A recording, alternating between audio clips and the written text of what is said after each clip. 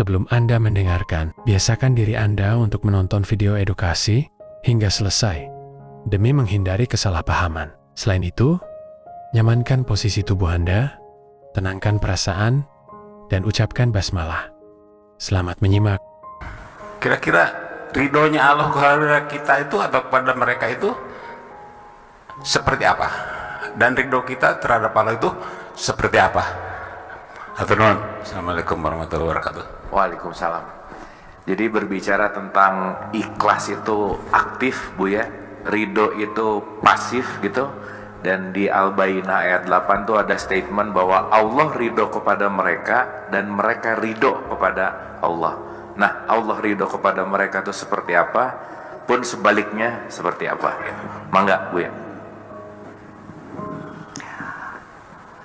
Ridha yang diartikan sikap hati selalu senang menerima segala keputusan Allah. Itu dalam bahasa Arabnya namanya at-taslim, artinya berserah diri. Itulah makanya Islam itu dari kata istislam, berserah diri kepada Allah, selalu senang menerima segala keputusan Allah. Dikasih duit banyak, alhamdulillah. Dikasih duit sedikit, alhamdulillah. Enggak dikasih duit, alhamdulillah. Duitnya hilang, alhamdulillah. Itu nggak dapat suami, alhamdulillah. Itu total ya, tidak ada keluh kesah. Ya, ini adalah puncak daripada kepasrahan diri kita ini. Sami Allahu liman hamidah. Allah selalu mendengar orang yang memujinya. Bagaimana kita memuji Allah? Rabbana lakal hamdu, wahai Tuhan kami selalu memujimu. Seberapa banyak kau sanjung Tuhanmu, mil'us samawati, sepenuh langit, wa mil'ul ardi, dan sepenuh bumi, wa mil'u ma syi'ta min syai'in ba'du, dan sepenuhnya seberang sononya langit dan sepenuhnya seberang sononya bumi. Tidak ada ruang-ruang kosong. Kita selalu memuji Allah, alhamdulillah. Kalau mulut kita sudah selalu menyanjung Allah dengan kepasrahan hati ini, maka apapun yang keluar dari mulutmu pasti aku dengarkan. Itu total ya. Rabbana lakal hamdu mil'us samawati wa mil'ul ardi wa mil'u ma syi'ta min syai'in ba'du. Wa qalu sami'na wa ata'na ghufranaka rabbana wa ilaikal masir. Sami'na, kami siap menerima segala keputusanmu. Dikasih sembuh silakan, dikasih sakit silakan, dijadikan orang kaya silakan, dijadikan orang miskin silakan, dijadikan orang pinter silakan, jadi orang bodoh silakan. Wa ata'na, dan pasti akan kami jalani. Ya, di tengah perjalanan ketika kita menjalani, kalau ada kesalahan, ghufranaka ya Tuhan, ampunilah kami. Wa ilaikal masir, di penghujungnya Engkau yang menentukan. Itu puncak-puncak daripada kepasrahan diri kepada Tuhan. Kembali lagi bahwa Islam itu adalah maknanya istislam, kepasrahan diri. Nah, ketika kita mengatakan inna dina indallahil Islam, agama, inna dina, sungguhnya agama indallah yang diterima Allah adalah al-Islam. Maksudnya apa?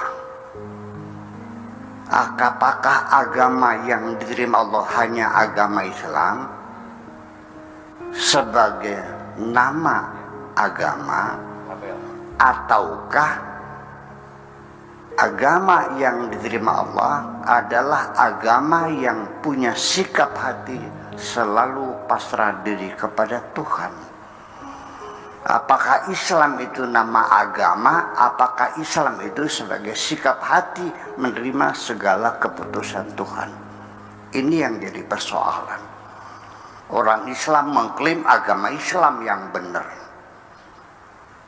Ayat itu, agama yang adalah agama yang berserah diri kepada Tuhan. Yang benar mana? Di sini perdebatan kita, persoalannya. Dan nggak akan pernah selesai, Pak.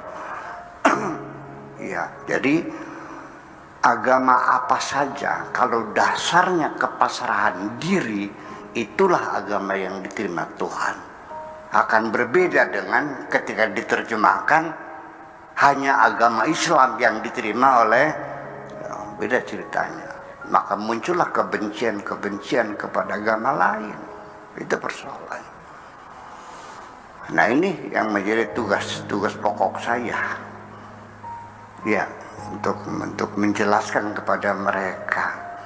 Jadi artinya ketika kita ridho itu hampir mirip dengan istislam. Karena ridho juga artinya senang. Senang menerima keputusan Tuhan, artinya juga pasrah diri juga. Jadi antara ridho, ya, ini ridho, ini istislam tuh gitu.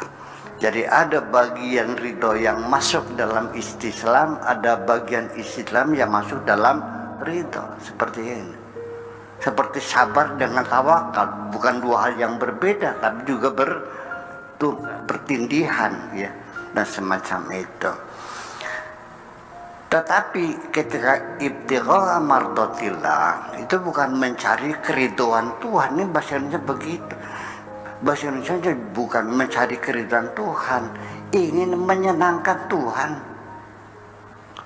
Ya, jadi saya ingin menyenangkan Tuhan. Tuhan juga senang kepada saya, saling senang dan senang. Nah, saling menyenangkan. Irja'i ila rabbiki radiyatan mardiyah. Allahnya senang, kitanya senang, sama-sama senang pada akhirnya. Mungkin nggak saya senang sama seorang perempuan, pasti nggak perempuan itu senang sama saya? Pasti nggak? Enggak. Iya kan? Bisa senang, bisa tidak. Mungkinkah kita bertepuk dengan sebelah tangan? Nah, di situ jadi kita jangan menyenangkan diri kita sendiri, tapi kitanya senang, tapi kira-kira Allahnya juga senang, dan semacam itu. Jadi yang jadi persoalan masalah makna ridho itu, dan mereka yang ridho, yang beramal soleh, dijanjikan Allah tajri min tahtihal anharu khalidina fiha. Sebelumnya mohon maaf. Sebelum mendengarkan lebih lanjut, kami sangat berterima kasih jika Anda mendukung channel ini dengan cara like, komen, dan subscribe. Pertanyaan gini, Bu, ya. Ikhlas itu antara diri dengan Allah dan diri dengan manusia. Contoh, ketika ada gempa bumi, ada orang lagi sholat berjamaah, ada yang nerusin sholatnya, ada yang pergi gitu. Nah, ini ikhlasnya yang mana nih yang lebih tepat gitu, Mangga? Saya mau balik nanya lagi. Bapak lagi sholat, motornya ada yang ngambil, ketek, lari, ngejar motor dulu pas sholat, terusnya sholat terus. Pak Abu Madal lagi sholat, anaknya kejebur di walong, nolong dulu pas sholat, nerusin sholatnya. Nolong dulu. Allah itu tidak sekejam itu kok. kejar aja dulu malingnya dulu kan, tolong aja dulu. Jadi artinya begini, itu memang banyak orang beranggapan gara-gara sholat hidup jadi ribet. Ini saya ingin menjelaskan, tapi ini bukan mengendorkan sholat, enggak ya. Saya punya teman dulu, teman saya ngajinya pinter Pak, di Babakan Cuwaringin, pesantrennya di situ, dia pinter. Nah setelah saya pulang dari luar negeri, dia itu dari supir PPD di Jakarta bis kota, enggak sholat Pak. Saya bilang berapa lama kok berhenti sholat? Ya ada 10 tahun. Sebabnya gimana? Ya bagaimana sholatnya? Masa duhur diparkir busnya, dan pasar pagi lagi maghrib, ya nggak bisa dong. Jadi ya udah nggak sholat aja. Saya bilang hebat banget kamu nih.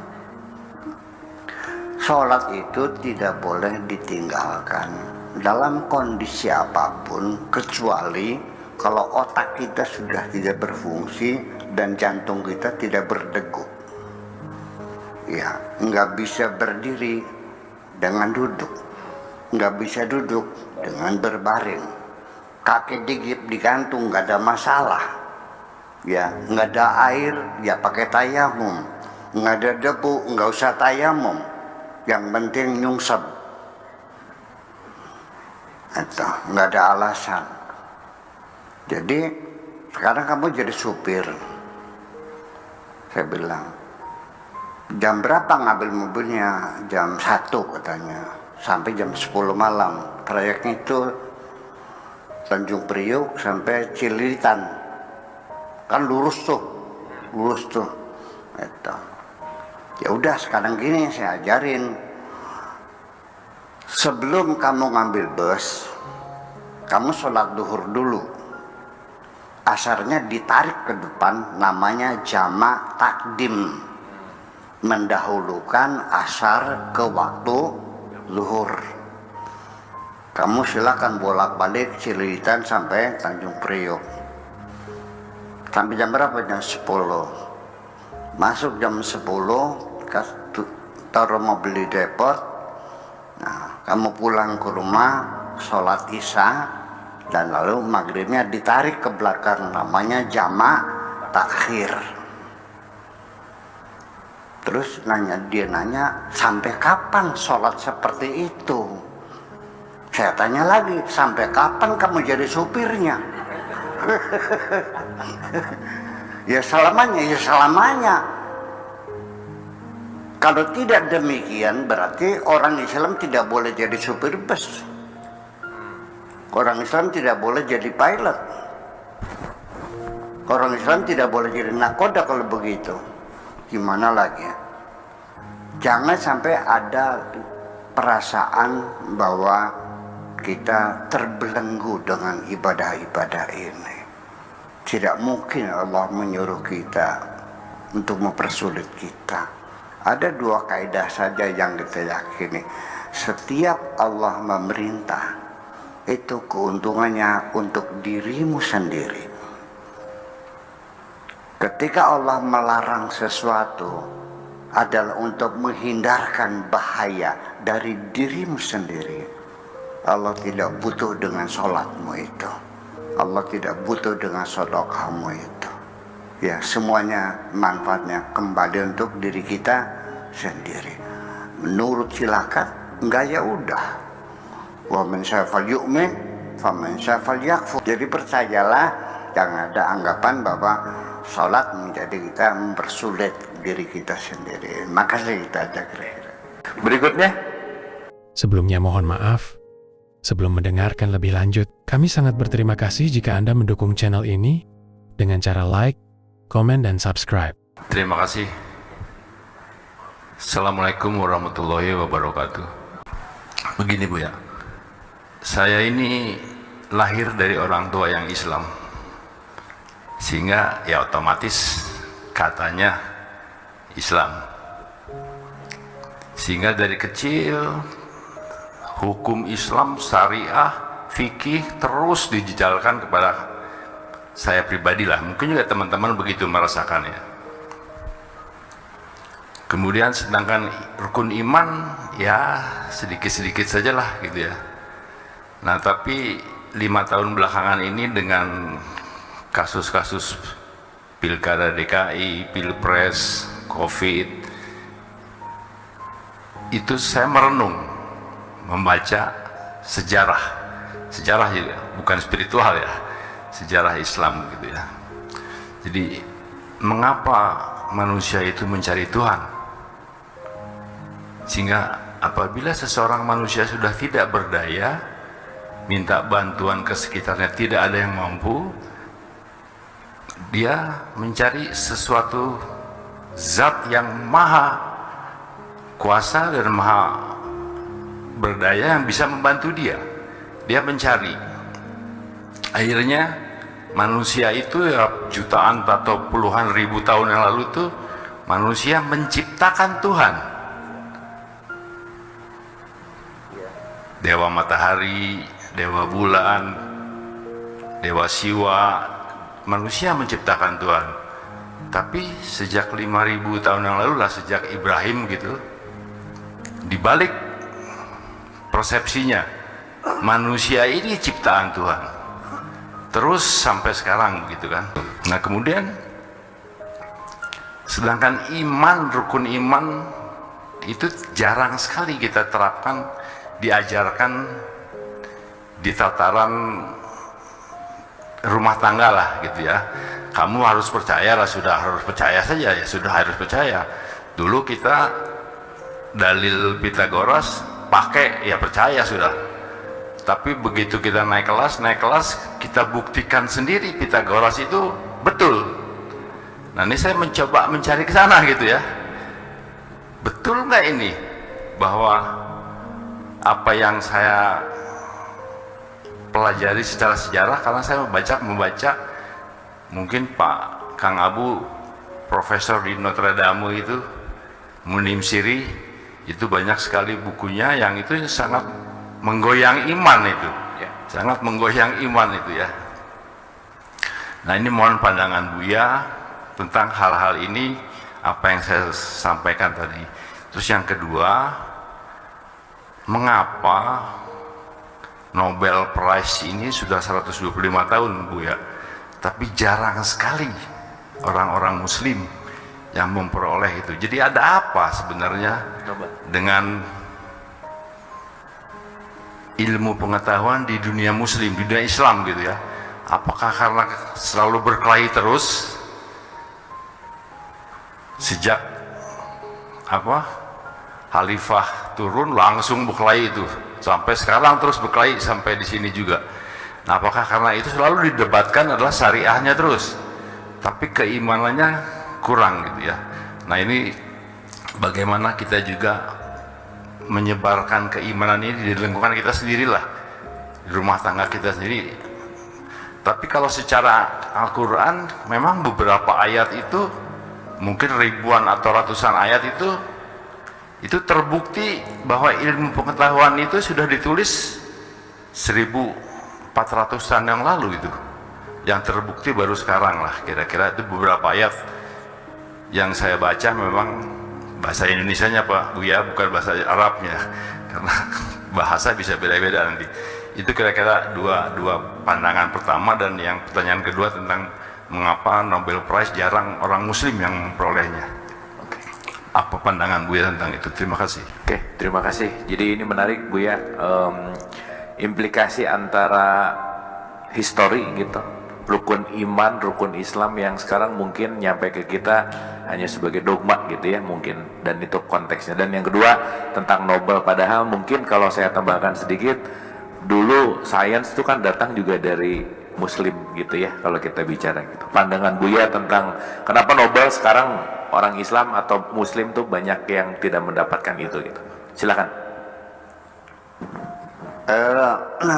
Persoalan orang dulu mencari dewa-dewa dan sebagainya, ya sampai sekarang juga belum hilang kok. Dalam istilah-istilah keilmuan itu jejak-jejak dari mitos itu masih kita rasakan kok. Galaksi kita ini namanya The Milky Way. The Milky Way itu artinya dari mitos. Kemudian bahasa Indonesia namanya galaksi Bima Sakti. Kalau Bima itu makhluknya nggak ada, itu mitos kok. Ya kan? Sampai nama planet juga, ya kan? Venus, Merkurius, Mars, itu kan nama-nama dewa semuanya. Kita tidak bisa menghindar dari mitos. Mitos itu adalah merupakan lonjakan pertama manusia mulai berpikir, itu dari mitos dulu. Jadi mitos tidak seluruhnya harus kita, ada yang mesti kita rawat juga. Termasuk kedatangan Imam Mahdi, kedatangan siapa lagi, Ratu Adil, ya kan, ada lagi Mesias dan sebagainya. Terlepas itu benar atau tidak, perlu ada harapan.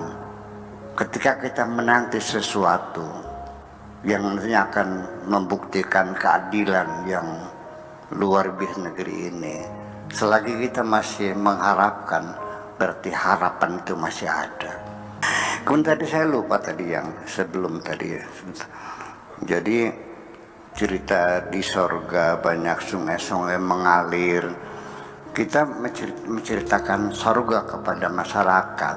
Tolong disortir dulu, tidak bisa letterlek ya. Jadi kalau di sorga banyak bidadari yang cantik-cantik, ceritanya jangan kepada teman-teman kita yang sudah menopause. Yang sudah pensiun nggak tertarik, itu kan sama Bang Marlon. Ya, kemudian juga cerita tentang apa sungai-sungai mengalir, itu bukan untuk orang yang dalam ayu. Ya ini mau untuk orang Arab yang ada sungai Pak ya. Iya gitu. Jadi kita kemas saja. Yang penting gini aja lah. Kalau Kang Abu Marla itu senang tarling, saya janjikan di sorga ada 1000 macam tarling, yang khawatir lah semuanya ada. Ya, kepada yang senang mabok-mabokan, saya janjikan banyak arak di sana kok. Yang senang main cewek, itu. Pokoknya ceritakanlah sorga tempat kenikmatan. Nah, kita lihat audiennya umurnya berapa gitu aja. Disesuaikan aja begitu persoalannya, Mas. Allah juga tidak akan berbicara panjang lebar. Itu hanya sekedar supaya menyentuh psikomotorik kita, memunculkan keinginan. Nah, itu saya masih bertanya, masih efektif enggak sih kita bercerita sorga nih? Ibu-ibu ada yang ingin masuk sorga, Bu? Iya, itu menjadi masalah, Pak. Kalau iya engkau masuk surga, kenapa anak yatim di sebelahmu tidak kau biayai sekolahnya? Kenapa kau biarkan orang gila di Jakarta yang hidupnya di jalanan, nggak punya rumah, kenapa tidak kau rawat? Katanya masuk surga. Surga itu dengan kebaikan-kebaikan, bukan ngebom orang, ya, bukan ngebom hotel, bukan ngebom ini. Masa bunuh orang masuk surga? Yang masuk surga yang menghidupkan manusia, bukannya membunuh manusia.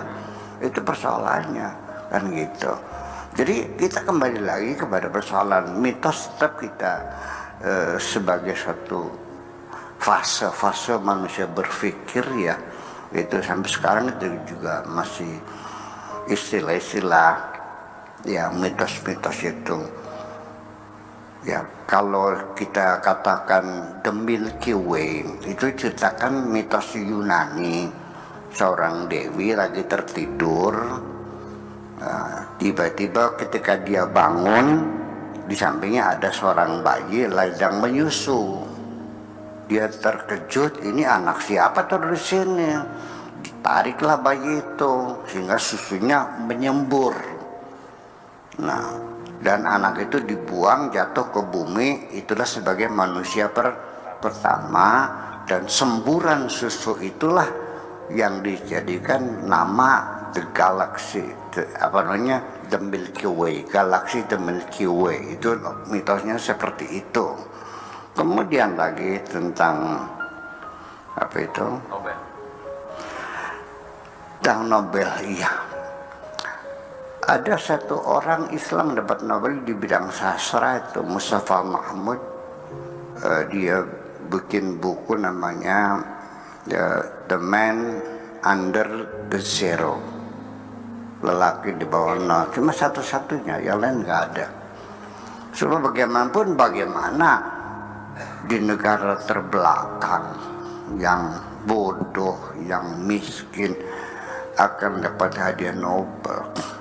Bagaimanapun juga tidak mungkin peradaban itu satu sisi maju yang lain tidak, harus semuanya. Perancis itu negara maju, sampai minyak wangi apa saja kalau sentuhan Perancis wanginya enak banget, Pak. Masakannya enak banget, fashion ya juga bagus sekali. Tulisan sastranya, syair-syairnya juga bagus sekali. Iya, jadi tidak mungkin karya-karya ilmiah muncul di belakang bau terasi. Iya dong, iya dong. Jadi semuanya itulah begitu. Ya kenapa demikian? Salahnya siapa? Bukan hanya itu, umat Islam pernah punya kerajaan di Spanyol, namanya Daulah Asbania, Spanyol, di Spanyol, Cordoba. Oleh Tuhan dimusnahkan, sampai tidak ada seorang Muslim pun yang tegak di sana. Semua dipulangkan ke Maroko semuanya. Khilafah Abu Bakar, Umar, Utsman, Ali juga habis semuanya. Pindah ke Daulah Umayyah di Syria juga dibinasakan Tuhan juga. Daulah Abbasiyah diserang Khalafah dan Genghis Khan abad ke-11, sampai sekarang masih nyungsep. Apa salah umat Islam? Coba introspeksi. Tidak mungkin Allah sekejam itu kalau bukan karena dosa-dosa kita.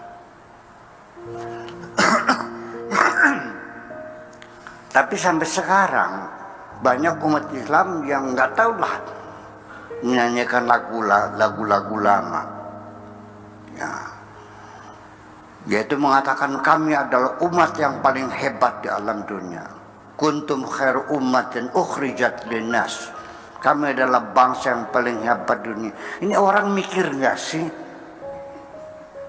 Negara Islam seluruh dunia, negara terbelakang semua, betul nggak? Negara miskin yang berantem tiap hari sama mereka, lalu di mana hebatnya? Bikin sirat aja belum bisa kok. Jadi mereka nyanyikan lagu lama. Kesalahan pertama adalah pemikiran-pemikiran digeser, dan itu melalui proses konspirasi negara-negara besar yang ada di sekitar Islam. Jadi tumbangnya Umayyah itu karena konspirasi antara Persia, Turki, ya, Romawi bekerja sama memindahkan sana. Dan sampai sekarang konspirasi negara besar itu masih ada kok. Jangan dikira tidak ada, ya, itu kan mesti tahu. Nah, sampai kepada pemikiran-pemikiran Islam. Makanya saya bilang, membangun satu bangsa mulailah dengan membangun pemikirannya dulu. Kadang-kadang infrastruktur nanti belakangan, sistem belakangan. Yang penting cerdaskan dulu umatnya. Sebab sistem apapun yang kita bangun, kalau rakyat kita masih bodoh, macet semuanya itu. Didik saja dulu anak cucu kita ini sampai mereka cerdas. nanti mereka akan membuat sistem yang akan sesuai dengan tingkat intelektualitas mereka. Transfer teknologi mudah, yang penting ada duit, kita bisa beli. Ya, tapi apakah kita ketika kita bergaul dengan teknologi modern, apakah kita cukup moral? Ternyata tidak juga. HP ini bukan untuk berkomunikasi, untuk mencari ilmu, untuk nonton film-film jelek. Betul nggak? Di depan rumah saya dulu di Kecamatan Kertasmaya pasang 5 unit telepon umum yang pakai koin tuh, Bu. Yang hanya seminggu pertol semua. Ya karena bergaul dengan teknologi juga perlu moral juga persoalannya. Iya. Nah, saya ingin menjelaskan, salah siapa? Tuhan dari sejak awal sebelum menyuruh manusia sholat, sebelum menyuruh manusia zakat, sebelum puasa, dan sebelum pertama-tama kali cerdaskan dirimu. Iqra bismi rabbikal ladzi khalaq. Sekarang umat Islam yakin nggak belajar itu wajib? Enggak. Saya jawab enggak. Bangun siang, subuh terlambat, istighfar 10 kali, merasa berdosa. Tapi tidak belajar seumur hidup, tidak pernah istighfar kok. Belajar itu bukan baca kitab diulang-ulang, tapi kita membaca, mendapatkan ilmu yang baru setiap hari. Ya, sebelum aqimus sholat, sebelum atu zakat, iqra dulu, baca bismi rabbikal ladzi khalaq, atas nama Tuhanmu yang mencipta. Itu artinya yang dibaca itu bismi rabbikal ladzi khalaq, artinya yang kita baca segala ciptaan Tuhan. Fosil-fosil dalam tanah dipelajari, bintang yang gemerlapan dipelajari, gelombang yang ini dipelajari, semua yang diciptakan Tuhan dipelajari. Betul nggak? Iya. Iqra bismi rabbikal ladzi khalaq, khalaqal insana min 'alaq, terutama ilmu-ilmu kemanusiaan, itu humaniora, terutama ilmu kedokteran. Itu yang paling penting. Ini akhirnya belajarnya kitab fikih melulu, yang menyebut orang bertengkar. Kalau ada 10 dokter pulang kampung bikin rumah sakit, kalau ada 10 kiai pulang bikin pesantren masing-masing. Tidak ada kecerdasan kolektif. Itu persoalannya. Satu, itu meninggalkan kewajiban belajar, jadi bodoh lagi. Sejarahnya ketika Arab dijajah Turki 500 tahun, upeti yang dikirim ke Istanbul, tapi dan itu tidak pernah dikembalikan ke daerah, sampai madrasah-madrasah tutup, masjid-masjid rusak, masjid berbagai 500 tahun. Orang Arab jadi bodoh lagi, buta huruf lagi. Ditambah lagi yang paradigma yang terbangun, paradigma yang destruktif, membelah ilmu menjadi ilmu agama dan ilmu umum. Ini kesalahan besar. Kesalahan besar ketika membelah ilmu menjadi ilmu agama, ilmu umum. Ini konsekuensi psikologisnya. Kalau orang belajar matematika tidak merasa dapat pahala, tapi kalau belajar tafsir merasa dapat pahala. Bapak-bapak, ibu-ibu suka ngeluarin zakat nggak, Pak? Dikasihnya kepada guru ngaji Al-Quran atau kepada guru matematika?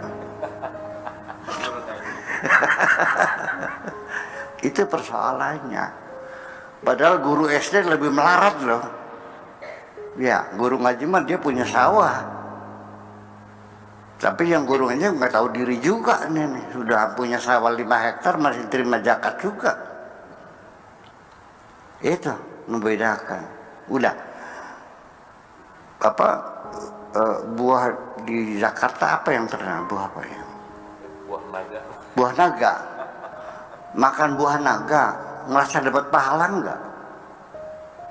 Enggak kan? Kalau makan buah korma,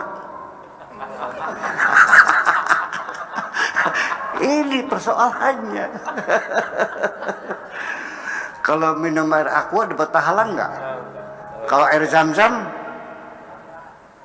itu persoalannya. Sampai kalau pakai celana nggak ada pahalanya, kalau pakai jubah sakit hati saya. Jadi sebabnya umat Islam jadi bodoh lagi, ya karena ya tidak pernah bodoh hadiah Nobel, Pak. Bodoh-bodoh ini.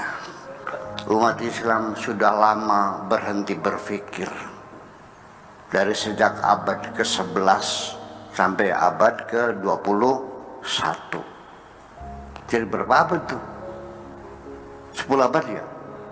Sudah 10 abad umat Islam sudah tidak berpikir lagi. Kita kasih contoh aja lah.